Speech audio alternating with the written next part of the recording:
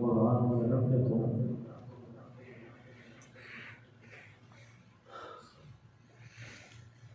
يا أيها الناس قد جاءكم الرسول بالحق من ربكم وآمنوا خيرا لكم فإن تكفروا فإن لله ما في السماوات والأرض وكان الله عليما حكيما. سورۃ النساء کی آیت نمبر 170. یا ایھا الناس، اے لوگو، قد جاءکم الرسول، بے شک تمہارے پاس رسول آ گیا ہے، بالحق کے حق کے ساتھ، من ربکم، تمہارے رب کی طرف سے، وآمنوا خیرا لکم، پس ایمان لاؤ تمہارے لیے بہتر ہوگا، وإن تکفروا، اگر تم نے کفر کیا،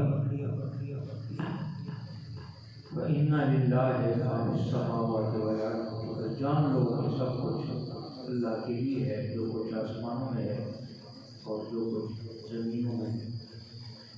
وکان اللہ علیما حکیما، اور اللہ علم والا، حکمت والا ہے.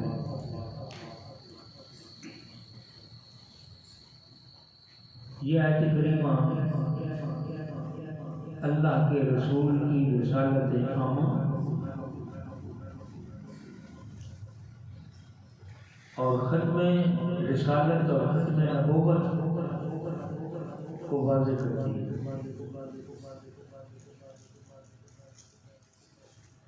یا ایھا الناس قد جاءکم الرسول،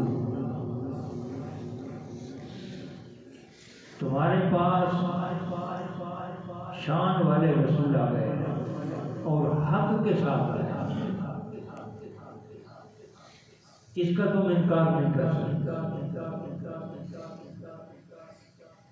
اس حق سے مراد اللہ کا نبی پورے دلائل اور پورے اختیارات کے ساتھ دنیا میں تشریف لائے. نبی سارے حق ہیں اور حق کے ساتھ ہی آئے.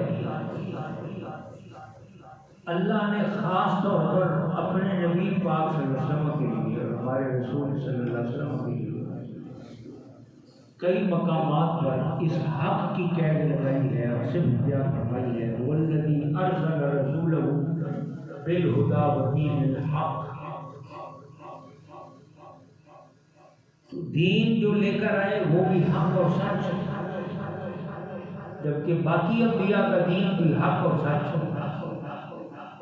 لیکن اس نبی پاک صلی اللہ علیہ وسلم کے لیے، آپ کے لیے خاص طور پر اس حق کی قید لگائی ہے اللہ تعالیٰ نے کہ دنیا اس بات کو سمجھے کہ یہ جو حق کے ساتھ نبی ہے، اس کے بعد پھر کوئی نبی نہیں ہے.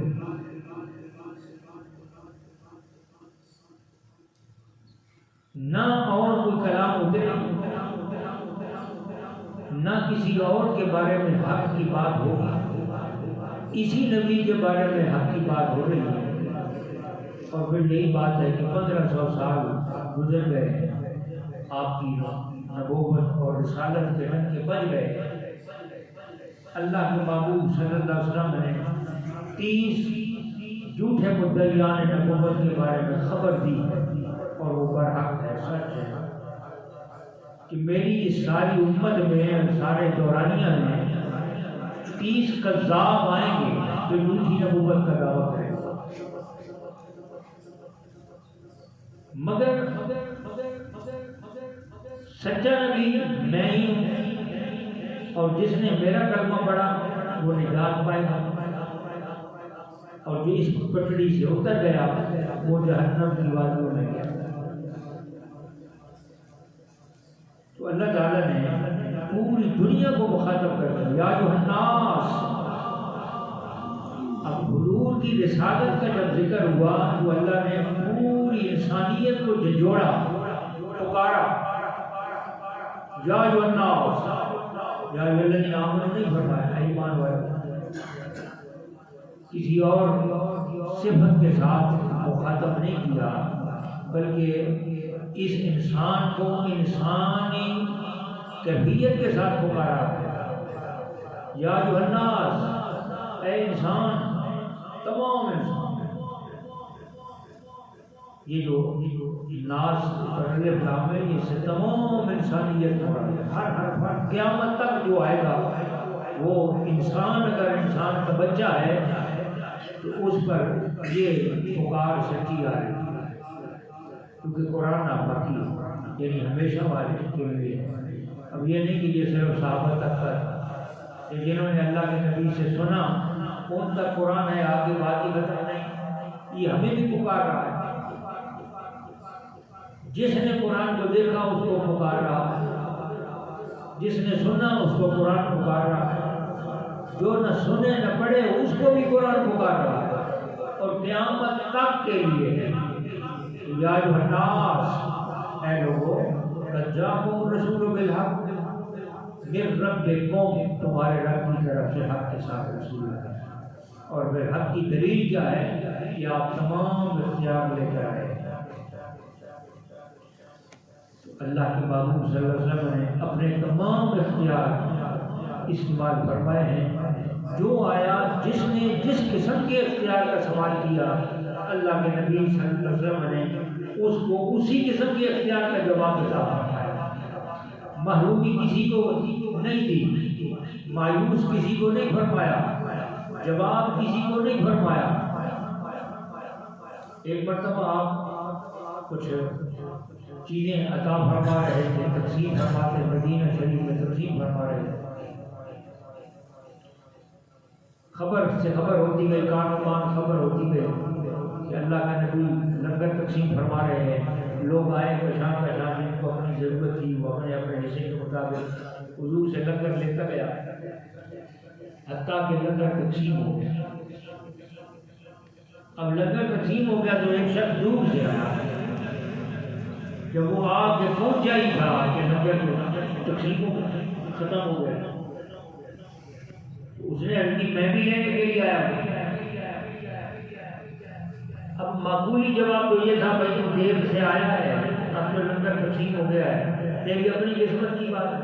لیکن اللہ کے نبی کی بارگاہ میں سوال ہو اور پھر اللہ کے نبی اس کو اس کی قسمت پہ ڈالے تو یہ ممکن نہیں ہے، یہ شان رسالت کے خلاف ہے۔ اللہ کے محبوب نے فرمایا تو جو شے تجھے ضرورت ہے بازار میں چلا جا، دکانوں میں چلا جا، جو تجھے ضرورت ہے وہ خرید لے، وعلیک دینک کا، تیرا قرضہ میں محمد ادا کروں، قرضہ مجھ پر آ گیا، تو اپنی ضرورت کی چیزیں خرید، قرضہ میں دے۔ یعنی کوئی ایسی بات نہیں کہ کسی کو اللہ کے محبوب نے مایوس کیا۔ اگر کوئی سواری لینے کے لیے آئے تو اللہ کے محبوب نے ان کو سواری عطا فرمایا، کوئی روٹی کا سوال کرنے والا ہے تو اللہ کے محبوب نے وہ عطا فرمایا، اور کسی سوالی کو بھی اللہ تعالیٰ نے، اللہ کے محبوب صلی اللہ علیہ وسلم نے رد نہیں فرمایا، ہر سوالی کو عطا ہی فرمایا، اور سوال بھی اور بڑا تھے، عجیب و غریب سوال ہوتے تھے، لیکن اللہ کے نبی صلی اللہ علیہ وسلم نے کسی کو بھی مایوس نہیں کیا۔ یہ سوال کہ وہ جو فلاں طرف کھڑا ہے وہ آ جائے پھر چلا جائے تو میں کلمہ پڑھ لوں گا، تو اس کا ایمان کے ساتھ کیا تعلق ہے؟ اب دیکھو تو اس کا کلمے پڑھنے سے کیا تعلق ہے؟ کوئی وہ درخت ہے وہ آئے اور چلا جائے، یہ کیا بات ہے؟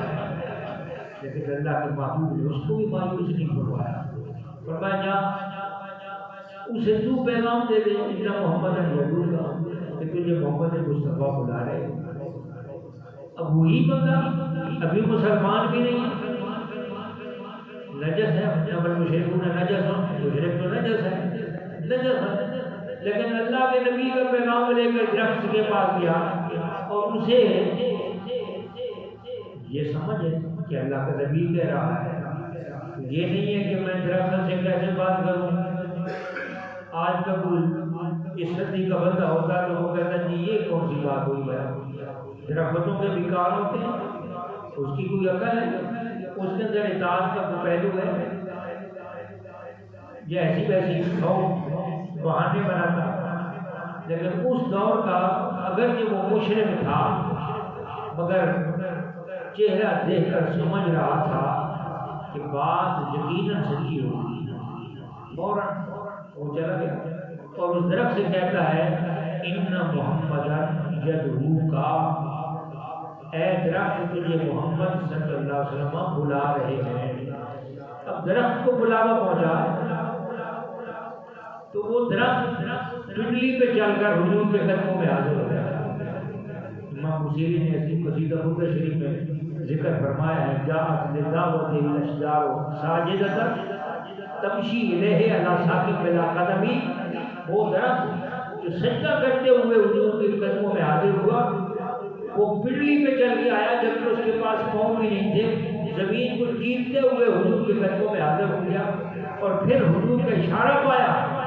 اب یہ نہیں کہ وہ واپس چلا جائے، حضور کا اشارہ، جب تک حضور کا اشارہ نہیں ہوا وہ درخت واپس نہیں گیا، ان سے مکالمہ ہوتا رہا، پھر آپ نے اس کو اشارہ فرمایا، درخت واپس چلا گیا، اپنی جگہ پہ کھڑا ہو گیا۔ کسی کو بھی اللہ کے محبوب نے مایوس نہیں کیا۔ عجیب و غریب سوال بھی اگر ہوتے تو اللہ کے محبوب صلی اللہ علیہ وسلم اس کو پورا کرنے آپ کوشاں رہتے۔ اسی لیے اللہ تعالیٰ نے فرمایا کہ یہ وہ رسول آ گیا ہے جو حق کے ساتھ آیا ہے، آؤ تو صحیح، دلائل مانگو، پوچھو، قریب تو بیٹھو، سوالات کرو، اعتراض نہ کرو، آؤ سوال کرو، پوچھو، اس کی تفہیم کرو، سمجھنے کی کوشش کرو کہ میرا رسول کس حق کے ساتھ آیا۔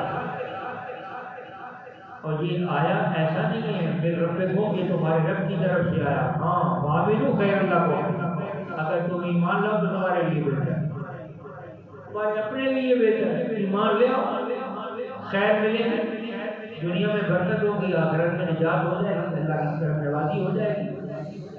میں تکفروا، اگر تم نے انکار کیا تو ان اللہ ما فی السماوات والارض ان للہ ما فی السماوات والارض، پھر یہ جان لو کہ تم انکار کر کے کیا لوگے، کیا حاصل کرو گے، پھٹا کھنچ جائے گا، فرشتہ موت کا آ جائے گا، مرنے کے بعد پھر کیا ہوگا، پھر تم اللہ کے حوالے میں ہو، پھر جو کچھ بھی ہے اس جہان کے اندر وہ سب اللہ کا ہے، سب اللہ کا ہے۔